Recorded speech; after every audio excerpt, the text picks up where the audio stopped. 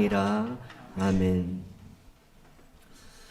여러분, 저는 91년도에 칼빈 신학교를 다녔어요. 지금 칼빈 대학교로 바뀌었는데, 그때 저는 91년도에 입학을 해서 95년도에 졸업을 했는데요. 93년도부터 조금 잘 다녔어요. 91년, 92년은 제가 그냥 교회를, 그 학교를 그냥 왔다 갔다 했어요. 수업도 잘 안 듣고, 수업도 듣다가 그냥 집에 가고, 안 가고. 근데 군대 가서 조금 정신 차리고, 그리고 군대 갔다 와서 제가 성가대를 했어요. 우리 오늘도 성가대 모집합니다 이랬잖아요. 저도 성가대를 했어요. 여러분 다 지원하셔서 성가대 하세요. 근데 제가 4학년 때도 그 성가대를 했어요. 4학년 때 하면 굉장히 눈치가 보여. 저 사람 공부도 안 하나 보다. 후배들이 성가대 4학년이 성가대를 하냐. 공부나 하지. 근데 저는 4학년 졸업할 때까지 다 성가대 했어요. 근데 여기 앉아서 성가대석에 앉아서 제가 그런 기도를 했던 게 기억이 나요. 가끔 이 채플 시간에 목사님들이 오셔서 설교하시거든요. 근데 저는 그게 보기에 좋았나 봐요. 부러웠나 봐요. 성공하고 싶은 그런 마음들은 그때까지 뭐 있었는지 모르겠지만 그냥 보기가 좋았어요. 나도 저렇게 하고 싶다는 마음이 들었어요. 그래서 제가 하나님, 나도 나중에 졸업해서 이 학교 와서 나도 저 목사님처럼 저렇게 설교하면 좋겠습니다. 그런 적 있었어요. 근데 아직 안 이루어졌어요. 그리고 중고등부 아이들 이런 집회를 하는 거 보면 하나님, 나도 저거 할 수 있을 것 같은데요. 나도 저거 한번 해볼게요. 나도 중고등부 캠프 같은 데 가서 한번 부흥에 인도하고, 저는 어른이나 이제 학생들 안 해봤어도 유초등부 애들 한 300명 정도 모아놓고 93년도 그때 한 24, 5살 그때 부흥회를 인도한 적이 있어요. 이런 말씀을 드리는 이유가 뭐냐면, 제가 지난 어제 1000명이 넘는 장소에서 설교를 하고 왔어요. 우리 홍은이가 다니는 학교에서 학기를 시작할 때 패밀리 캠프라 그래서 문경, 음성, 세종 이런 캠퍼스가 있거든요. 그 학생들이 다 모여요. 7학년, 중1부터 고3까지 다 모여요. 그리고 가족들도 같이 다 캠프를 잠자면서 하는 거예요. 근데 천석이었어요. 비발디, 소노카민가 거기 천석이었거든요. 근데 주변에 사람들이 많이 서 있는 걸 보면 한 1000명은 됐던 것 같아요. 근데 제가 그 정도 올 거라고 생각은 했지만 제가 거기 갈 거라는 생각은 단 한 번도 하지 않았어요. 근데 제가 왜 알겠습니다 라고 했냐면, 저 카톡을 보고 저희 집사람이 목사님 이런 카톡이 왔어요. 가실 거예요? 설교하실 거예요? 이런 거예요. 근데 제가 네, 알았어요. 그렇게 답장을 보내버린 거예요. 왜 그랬냐면 그 문자를 받기 바로 직전에 하나님이 하셨다라는 그러한 확신이 든 사건이 있었어요. 그게 뭐냐면 제 제자가 100만 원 입금했습니다. 그 사건이에요. 그거를 경험하는 순간, 야, 하나님이 이렇게도 일하시네. 너무 기분이 좋았던 거예요. 그래가지고 1000명 앞에서 설교한다는 게 어떤 건지도 모르고 네, 알았어요 해놓고 어제까지 긴장하고 내가 왜 이랬냐, 내가 무슨 정신으로 간다 그랬냐 그랬어요. 근데 어제 가서 설교하고 오면서 제가 깨달은 게 뭔 줄 알아요? 지금 여기 100명이 안 되는 인원 모였어요. 저 헌신 예배 가면 한 300명, 200~300명 모이거든요. 뭐 그 정도까지는 커버할 수 있는 것 같아요. 자꾸 경험해 보니까. 그래서 1000명이 모이니까요, 안 보여요, 사람이. 하나도 안 보여요. 그리고 제 눈에 보이는 사람은 딱 한 사람인데, 거기서 제일 우두머리 대장, 그 학교 이사장님이 제일 앞에 앉아 있었어요. 저는 누구만 보고 설교했냐? 이사장님만 보고 설교했어요. 안 보여요, 다. 아니, 저 뒤에 셀카 안 보여요, 하나도. 조명도 있고. 그러면서 제가 깨달은 게 뭔 줄 알아요? 사람 숫자가 중요한 게 아니라 하나님 앞에서 설교하는 거다. 목회자는 10명이냐 2명이냐 100명이냐 1000명이냐 10,000명이 중요한 게 아니라, 너는 사람 앞에서가 아니라 숫자 앞에서가 아니라 하나님 앞에서 너 설교하는 거다. 그걸 깨달았어요. 여러분, 저는 그래서 하나님이 이제 어떻게 쓰실까? 다음에 또 이런 일이 있으면 무조건 아멘 하고 일단 가려고요. 그리고 앞에 줄만 보고 하려고요. 그리고 좀 여유가 있으면 저 뒤에 있는 사람들도 눈에 들어오겠죠. 그때는 눈이 나빠서 침침해서 보이지도 않지만, 그러면 하나님 또 이제 어떻게 쓰실까 기대가 돼요. 여러분, 오늘 은혜가 못마땅한가 라는 제목이에요. 제가 이런 말씀 드리는데 못마땅한 분 없죠? 오늘 유초등부 설교했던 거를 여러분들에게도 한번 동일하게 한번 해보려고 합니다. 우리 유초등부 아이들이 이렇게 설교를 듣고 있어요. 부담 갖지 마시고 편하게 그림, 사진을 많이 보여드릴 거예요. 그리고 아주 짧게 끝날 수 있을 겁니다. 오늘 누가복음 15장은 3가지 비유가 나옵니다. 첫 번째 비유는 잃어버린 한 마리 양을 찾고 기뻐하는 목자예요. 자, 두 번째는 잃어버린 동전 하나를 그렇게 온 집안을 다 샅샅이 뒤져서 끝내 동전 하나를 찾고 기뻐하는 여인이에요. 그리고 오늘 우리가 본문에서 살펴볼 잃어버린 아들이 돌아와서 너무 기뻐하는 아버지의 모습, 이 비유가 3가지예요. 자, 이 비유를 3가지를 한 장에서 반복해서 말씀하시는 것은 공통점이 있다는 거죠.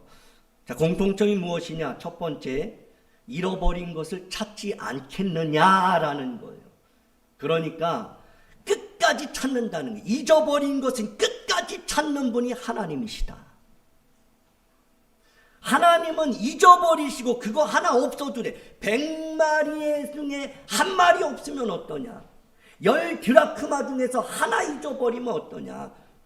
2 아들 중에 하나 없는 건 뭐 그런 분이 아니라는 거예요. 끝까지 찾으시는 그 사랑, 그것이 아버지의 사랑이라는 거예요. 두 번째는 이걸 찾고 나서요, 얼마나 기쁜지 사람들을 다 불러서 잔치를 벌여요. 나와 함께 즐기자. 이것이 3개의 비유에서 똑같이 반복되고 있어요. 그러니까 잃어버린 걸 찾았을 때는 모두가 다 같이 기뻐하는 게 지극히 정상이다.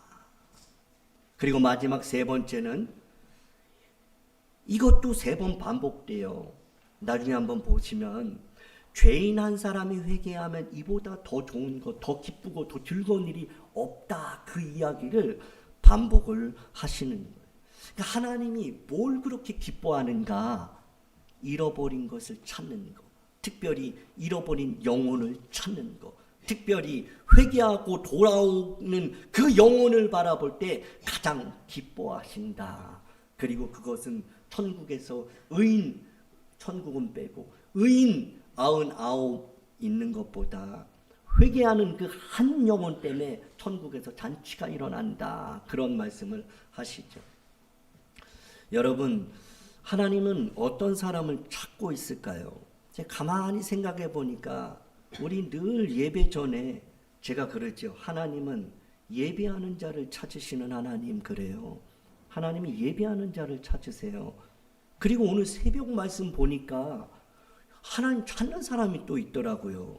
뭐라 그러시냐면 아홉은 어딨냐 그래요. 아홉은 어디 갔냐. 그 9명 찾고 계시더라고요. 오늘 새벽에 말씀 보니까 누가복음 17장 11절부터 그 비유가 뭐냐면 비유가 아니에요. 그 10명의 문둥병자가 있었어요. 나병 환자가.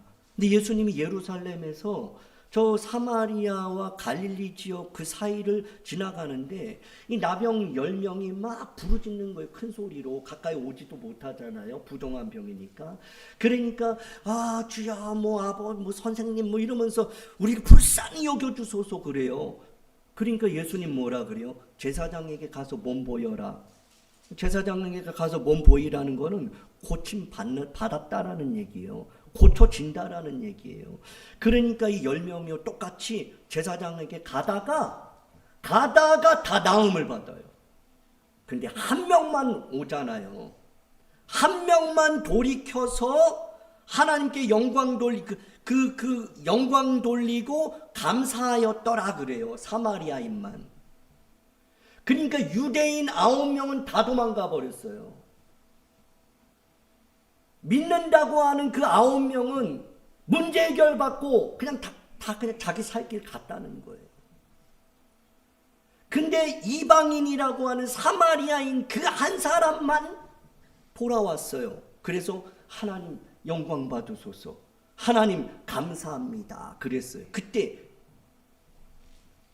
뭐라 하시냐 예수님이. 9 어디 갔냐 그래요. 9명 찾고 있는데 하나님 어떤 사람 찾고 있느냐? 하나님께 영광 돌리는 사람을 찾고 계시더라고요. 하나님께 감사하는 사람을 찾고 계세요. 그 9명처럼 나 이것 좀 해주세요. 저거 도와주세요. 이거 문제 해결해 주세요. 나 이거 병 고쳐주세요. 그래서 기적을 경험한 사람 찾고 계시지 않더라고요. 감사하고 영광 돌리는 사람을 찾고 계시더라고요. 우린 생각해 봐야 돼요.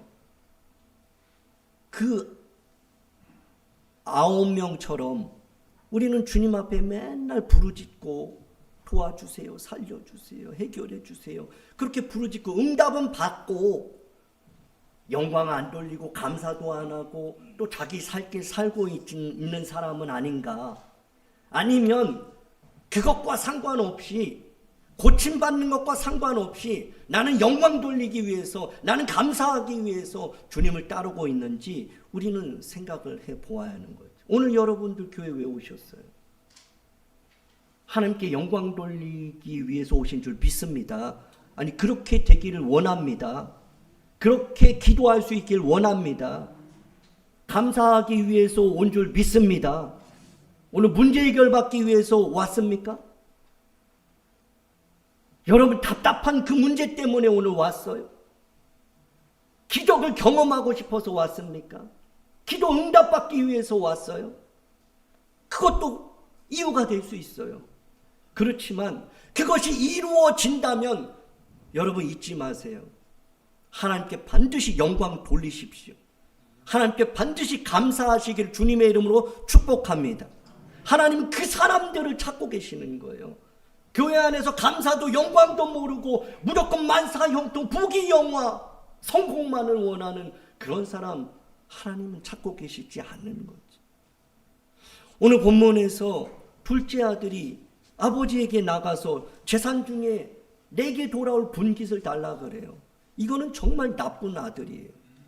아니 아버지가 돌아가시지도 않았는데 아니 돌아가시기 직전도 아닌데 와가지고 멀쩡한 아버지에게 아버지 돌아가시면 줄 거 유산 나한테 주세요. 이건 죽으라는 얘기도 아니고 아주 더 못된 말이에요. 근데 아버지는 어때요? 그걸 또 주시는 거예요. 그러니까 이 둘째 아들이 뭐예요? 성경은 그러죠. 그리고 며칠 후 얼마 안 돼서 먼 나라로 갔다 그래요. 돈 가지고 가는 거예요. 여러분 아버지 집 떠나고 아버지 떠나고 집 떠나면 그때부터 고생인 거예요. 교인들이요 성도들이 아버지 떠나고 교회 떠나고 말씀 떠나고 기도 떠나고 예배 떠나고 성도의 교제를 떠나고 그럼 그때부터는 죽은 거예요. 아버지 품 떠나고 그 돈 가지고 뭐 해보겠다고 먼 나라 간 그 아들의 모습은 뭐예요? 먹고 마시고 다 낭비예요. 이 결론의 사진은 늘 이렇게 끝나요. 이런 삶을 살면 그 다음 삶에 따라오는 건 반드시 이겁니다. 잊어버리면 안 돼요. 집 떠나면 바로 이런 삶 살아요. 아버지 떠나면 어쩔 수 없어요. 이건 아버지 떠나고 믿음 떠나고 교회를 떠나고 말씀 떠나고 기도 떠나고 그런 사람은 반드시 이 삶이 나오게 되어 있습니다. 이것이 그리 얼마나 갈지 모르겠지만 반드시 이 삶이 찾아와요. 다 낭비하고 돼지를 치는 종으로 몰락하는 거예요. 그리고 나서 돼지가 먹는 지엄나무 열매를 먹으려고 하는데도 그걸 주는 사람이 없었어요. 완전히 바닥이에요. 그러니까 그때 이런 일이 일어나는 거예요. 스스로 돌이키는 일이 일어나요. 그러면서 이렇게 고백을 해요. 내가 일어나 아버지께 가서 이르기를 아버지 내가 하늘과 아버지께 죄를 지었사오니 그래요. 바닥까지 갔을 때 아버지 생각난 거예요. 내가 죄를 지었구나. 하늘과 아버지, 그러니까 하나님과 아버지에게 죄를 지었다. 이걸 깨닫는 거예요. 근데 이게 참 감사한 거죠. 이 바닥에 가서 깨닫는 것도 감사해요, 여러분. 근데 아직도 바닥인데도 못 깨닫는 사람 너무 많죠. 아직도 마시고 즐기고 호화로운 삶 속에 빠져있는 이들이 아직도 많아요. 근데 이 모습이 너무나 안타깝지만 사실은 이 모습은 이제는 소망과 희망과 성숙, 성장밖에 없어요. 이제 빛밖에 없는 거예요. 찬란한 빛을 말하는. 자, 그러면서 이제 이 아들이 아버지께로 돌아오는 거죠. 스스로 돌이켰다는 것은 회개를 말하죠. 완전히 돌이키는 삶이에요. 아버지는 먼 데서 아들이 오는데 그걸 알아보잖아요. 불쌍히 여기고 측은히 여겨서 달려가요. 그리고 끌어안아요. 입을 맞추는 거예요. 그리고 잔치를 벌이죠. 이 아들에게 제일 좋은 옷을 입혀라. 손에 가락지를 끼우고 발에 신을 신기고 송아지 잡고 잔치를 열어라. 풍화구를 열어라. 이런 이 종에게 요구를 하는 거예요. 이유는 이래요. 내 아들이 죽었다가 다시 살아났기 때문이라는 거예요. 이 아들이 죽진 않았잖아요. 집을 떠났죠. 근데 성경은 뭐라 그러냐면 이 아들이 죽었다가 다시 살아났대요. 실상은 이 아들이 아버지 떠나고 집 떠난 게 영적으로는 죽은 거예요. 성경은 이렇게 말해요. 죽음에 대해서 뭐 육적인 죽음, 영적인 죽음, 영원한 죽음 뭐 이렇게 나눌 수 있죠. 그렇지만 성경은 죽음이라는 걸 얘기할 때 하나님하고의 교제가 단절됐을 때 죽었다 그렇게 얘기를 해요. 그러니까 말씀도 읽지 않는 거죠. 말씀도 들리지 않는 거예요. 기도도 하지 않는 거예요. 찬송도 하지 않고 예배도 안 드리고 교회 생활을 멀리하고 이런 게 다 성도와 교제가 단절되고 이것이 다 죽었다라고 성경은 표현하죠. 그래서 보니까 이런 거예요. 선악과를 먹은 아담은 죽은 거예요. 이미 그 선악과를 먹으면서 하나님과 단절되는 거예요. 그래서 동산에서 하나님 눈을 피하는 거예요. 숨어 있어요, 막. 죽은 거예요. 포도나무로부터 떨어진 가지, 죽었다고 표현을 하는 거죠. 떨어져 나가면 죽었다. 에스겔 골짜기의 마른 뼈, 그 이스라엘 백성들이 하나님과 단절되니까 마른 뼈, 뼈다귀 있다 이렇게 얘기를 하고 있는 거예요.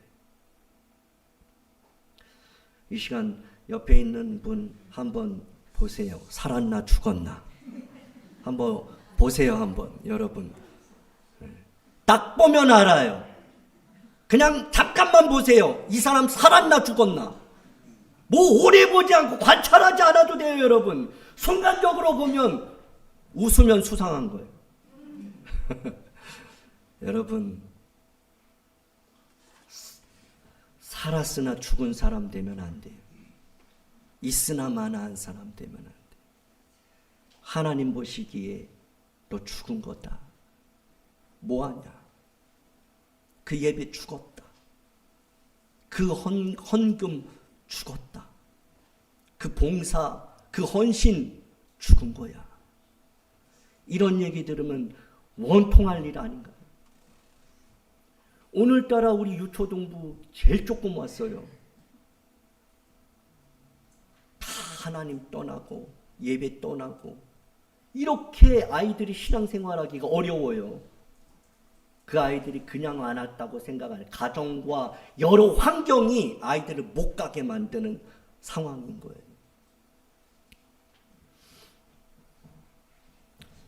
아버지가 잔치를 벌이는데요. 15장 24절 보니까 그들이 다 즐거워했대요. 아버지와 그들이 즐거워했다. 그들은 종들을 말해요. 그런데 아버지도 즐거워하고 기뻐하고 종들도 기뻐하고 즐거워하는데 큰아들은 안 기뻐해요. 큰아들이 밭에서 일하고 돌아왔거든요. 근데 집에서 막 반짝반짝 막 풍악이 울리고 막 춤추는 소리가 들려요. 그래서 종에게 물어봤어요. 이 무슨 일이냐? 그랬더니 그 집 나간 아들이 건강한 모습으로 돌아와서 당신의 아버지 주인이 이렇게 다 옷도 주고 뭐 가락지, 신발, 송아지 잡고 잔치 친구들 다 불러서 잔치를 벌였다고 그런 이야기를 들으니까 이 맏아들이요 화를 내요. 그리고 집에 안 들어가겠다 그래요. 그러니까 아버지가 집에서 나와요. 그래가지고 하나하나 설명을 하는 거예요. 근데 이 아들이 섭섭하고 아버지에게 화내는 이유 좀 보세요. 29절에 그렇게 말해요. 내가 여러 해 동안 아버지를 섬겨서 명을 어김이 없거늘 나한테 염소 새끼 한 마리 잡아주고 내 친구들 불러서 잔치 벌여준 적 있습니까? 근데 저 동생은 성경대로 말하면 장녀에게 돈을 다 낭비하고 그리고 돌아왔는데 그 동생이 뭐 이쁘다고 집 나가서 다 잃어버리고 온 그 동생을 송아지를 잡아주냐고 그러면서 막 화를 내는 거예요, 아버지. 아버지가 이렇게 설득을 해요. 예, 너는 항상 나와 함께 있으니 내 것이 다 너 거야. 이 내 동생은 죽었다가 살아났으며 내가 잃었다가 얻었기로 우리가 즐거워하고 기뻐하는 것이 마땅하지 않느냐 이렇게 말하는 거예요. 아니 그들도 즐거워했잖아요. 종들도 남도 그것을 위해서 즐거워했는데 야 너와 내가 우리가 아빠하고 형이 동생이 돌아왔는데 즐거워하고 기뻐하는 것이 마땅한 거 아니냐. 너 왜 이렇게 기뻐할 줄도 모르고 즐거워할 줄도 모르고 왜 이렇게 뿔이 난 거야. 뭐가 그렇게 섭섭한 거야. 그런 이야기를 하고 있는 거죠. 성경에 보니까 이 맏아들이 잔치에 못 참여하고 있어요. 그래서 제가 생각해 봤어요. 아, 잔치에 참여하지 못한 사람이 또 있었지? 그러면서 마태복음 25장에 이런 달란트 비유에 보니까 2달란트, 5달란트 받은 사람들은 즐거움에 참여해요. 근데 1달란트 받은 사람은 잔치에 참여하지 못하고 밖으로 내쳐지는 그러한 결과를 갖게 되죠. 그 이유가 뭐였냐? 착하고 충성된 종아 잘하였도다 하면서 들어와라. 잔치에 참여하라 그래요. 근데 잔치에 참여하지 못한 사람에게는 뭐라 말씀하시냐면 악하고 게으른 종아.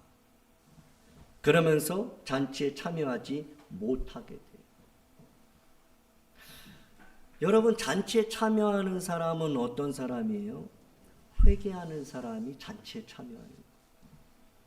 그리고 오늘 이 마태복음에 이렇게 본다면 충성된 사람이 잔치에 참여한다고 말할 수 있죠. 그리고 또 마태복음 18장에 보니까 이런 사람은 결단코 천국에 들어가지 못하리라 그래요. 그러니까 이런 사람은 결단코 천국에 들어간다. 그 사람이 어떤 사람이냐면 어린아이처럼 겸손한 사람은 천국 간다 그래요. 그러니까 교만하면 천국 들어가지 못한다. 이 말씀으로 우리가 볼 수 있는 거예요. 그러니까 회개하는 사람이 잔치에 참여했어요. 충성하는 사람이 잔치에 들어갔어요. 그리고 어린아이처럼 겸손한 자가 천국에 들어간다. 이렇게 말씀하고 있지요.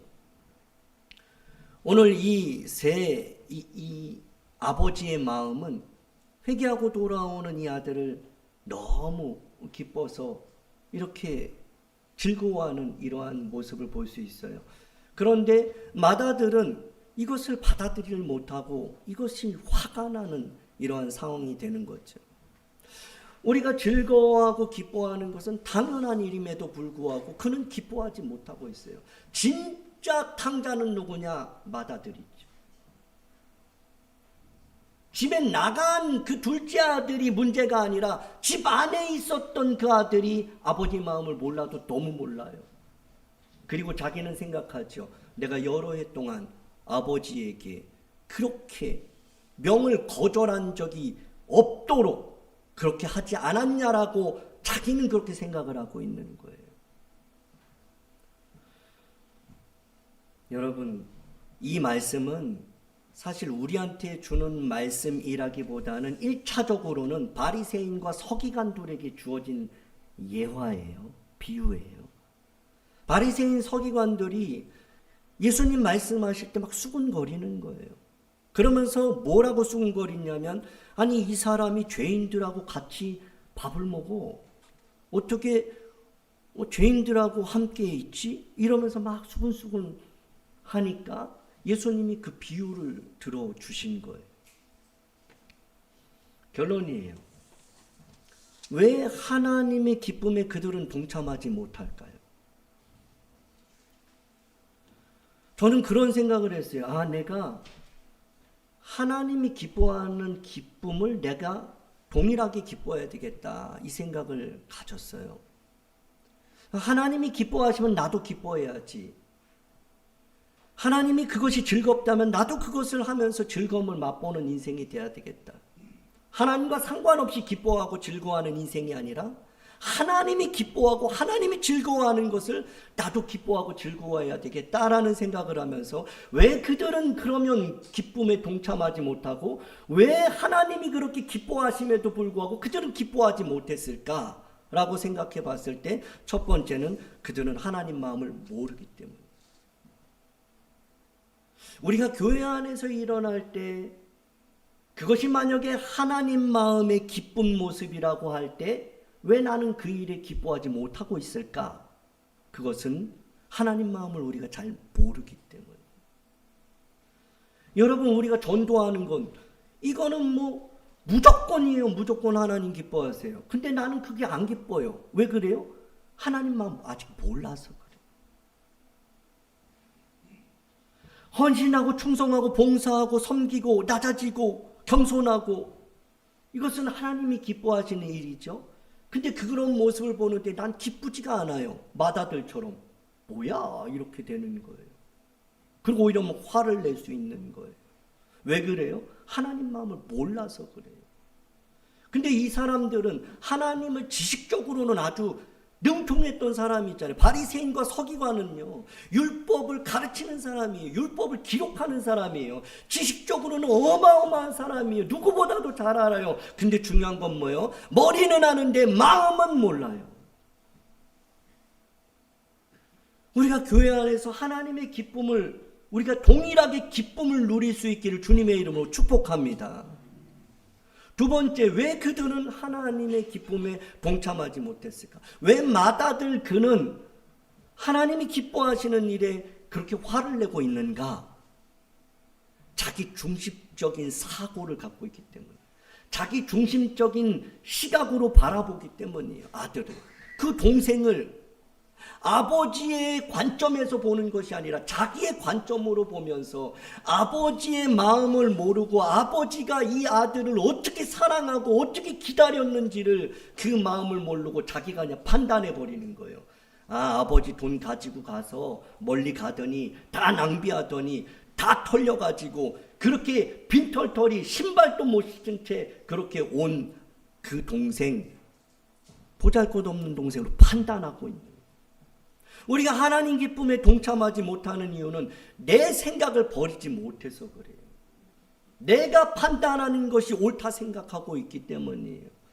하나님이 무엇을 기뻐하시는지, 하나님이 무엇이 옳다 하시는지 우리는 그것을 바로 알 때, 하나님 마음을 알 때 우리는 그 기쁨에 동참하고 함께 즐거워하는 신앙생활이 가능한 거죠. 마지막 세 번째, 왜 맏아들은 이 기쁨에 동참하지 못하고 있는가? 비교하고 있기 때문이에요. 자기와 그 동생을 자꾸 비교해요. 그리고 경쟁 의식을 갖고 있어요, 늘.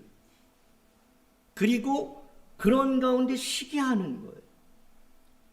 그러면서 제가 그냥 생각하는 건 본전 생각 이런 것도 하는 것 같아요.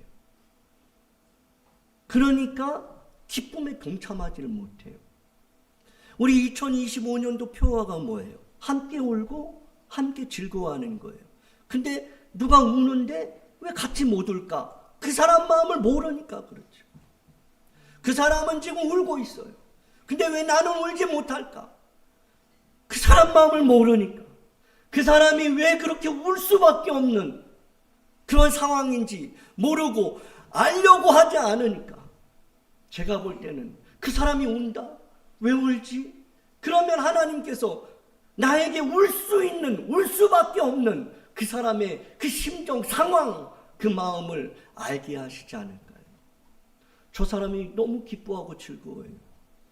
근데 나는 기쁘지가 않아요. 왜 저 사람은 기뻐하는데 왜 나는 기뻐하지 못할까? 하나님이 기뻐하고 그도 기뻐하는데 다들 다 기뻐하는데 왜 나는 그걸 기뻐하지 못할까? 주님의 마음을 모르고 그의 마음을 모르고 그 사람들의 마음을 모르기 때문이죠. 여러분, 우리가 신앙생활하면서 이렇게 기도할 수 있기를 원해요. 하나님이 기뻐하시는 것 나도 기뻐하고 싶습니다. 유초등부 설교 제목이 나도 기뻐하고 즐거워할래요예요. 저는 우리 낙산교회 성도들이 하나님 기뻐하고 즐거워하시는 것을 동일하게 기뻐하고 즐거워할 수 있기를 원해요. 사랑하는 성도가 울 때 나도 울 수 있고 그가 기뻐할 때 나도 기뻐할 수 있는. 어제 차를 타고 오는데 어떤 분이 어머 그래요. 갑자기 그분이 무슨 메시지가 떴나 봐요. 카톡 그 핸드폰에. 그러더니 미얀마에 뭐 그때 당시에는 270 몇 명인가 사망했다고 그분이 깜짝 놀라면서 이야기를 해요. 근데 목사지만 부끄럽지만 별로 감각이 없었어요. 그러면서 제가 왜 난 감각이 없지? 이 집사님은 그 기사를 보는 순간 어머 할 정도로 어떻게 이러는데 목사인 내가 어떻게 그 이야기를 전달받았는데 왜 나는 그런 반응이 없을까? 왜 나는 그렇게 마음이 아프지 않을까? 300명 정도가 죽었대는데 지진으로 인해서 건물이 무너져서 아이도 죽고 어른도 죽었대는데 왜 나는 아무렇지 않을까? 그렇게 생각을 하다 보니까 너무 슬퍼요. 너무 마음이 아프고 지금 미얀마는 1000명이 아니 10,000명까지도 보고 있잖아요.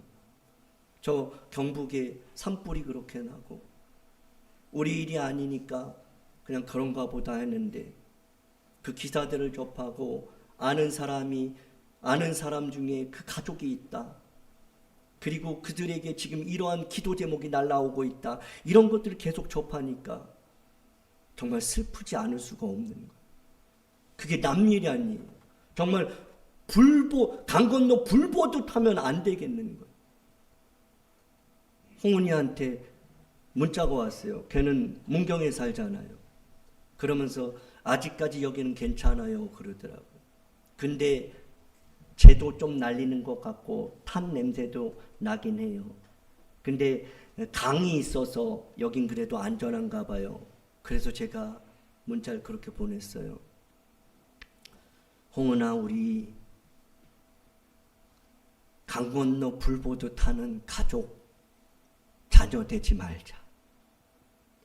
강 건너 불 보듯 하는 우리 가족 되지 말자. 그렇게 보냈어요. 여러분, 하나님 기뻐하시는 일에 우리 같이 기뻐하길 원하고, 하나님이 슬퍼하시는 일에 우리 같이 슬퍼할 수 있길 원해요. 우리 성도 중에 기뻐할 때 나도 기뻐하고, 그들이 마음 아파할 때 같이 마음 아파하고, 이 나라 이 민족이 정말 슬픔을 당했을 때 우리가 같이 슬픔을 갖고 기도할 수 있는, 회복이 될 때는 덩실덩실 춤을 추고 같이 기뻐할 수 있는 저와 여러분이 되기를 원합니다. 우리 찬송하고 함께 기도할 수 있기를 원합니다.